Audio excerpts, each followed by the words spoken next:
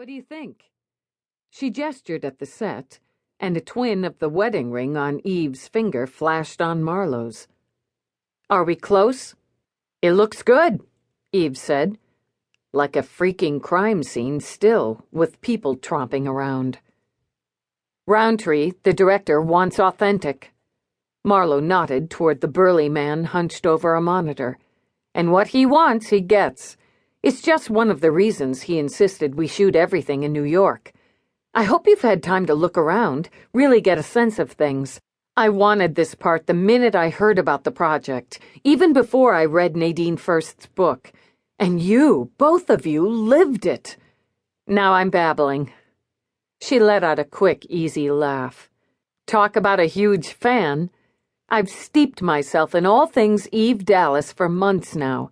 I even did a few ride-alongs with a couple of detectives when even Roundtree couldn't budge you or your commander to let me and KT ride with the two of you. And," she continued before Eve could respond, "having steeped myself, I completely understand why you put up the block." "Okay." "And babbling again. KT, come over and meet the real Detective Peabody." The actress, deep in discussion with Roundtree, glanced over.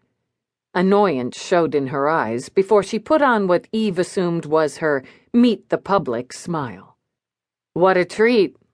KT shook hands, gave Peabody the once-over. "You're letting your hair grow." "Yeah, kind of. I just saw you in Teardrop. You were totally mag." "I'm gonna steal Dallas for a few minutes." Marlowe hooked an arm through Eve's. "Let's grab some coffee," she said, drawing Eve out of the crime scene set and through the mock-up of the Icove home's second story. "The producers arranged for me to have the brand you drink, and now I'm hooked. I asked my assistant to set us up in my trailer." "Aren't you working?" "A lot of the work is waiting. I guess that's a similarity to police work."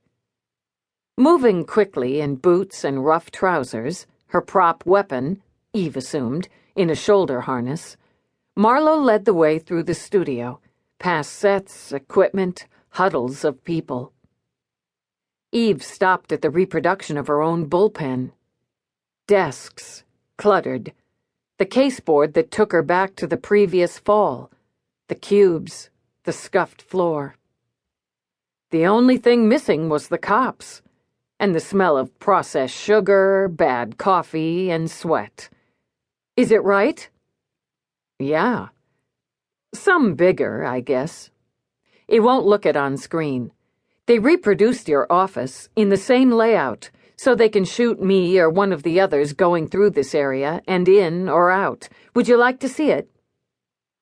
They walked through, past the false wall and an open area Eve assumed wouldn't show on screen either, and into a near-perfect model of her office at Cop Central, right down to the narrow window, though this one looked out on the studio instead of New York.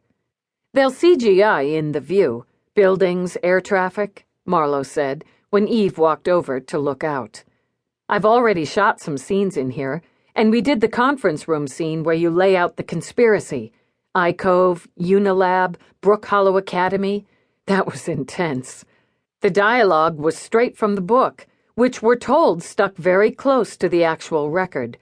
Nadine did a brilliant job of merging the reality with a page-turning storyline, though I guess the reality was page-turning. I admire you so much." Surprised, mildly uncomfortable, Eve turned. "What you do every day," Marlowe continued, "is so important. I'm good at my work. I'm damn good at it. And I feel strongly what I do is important.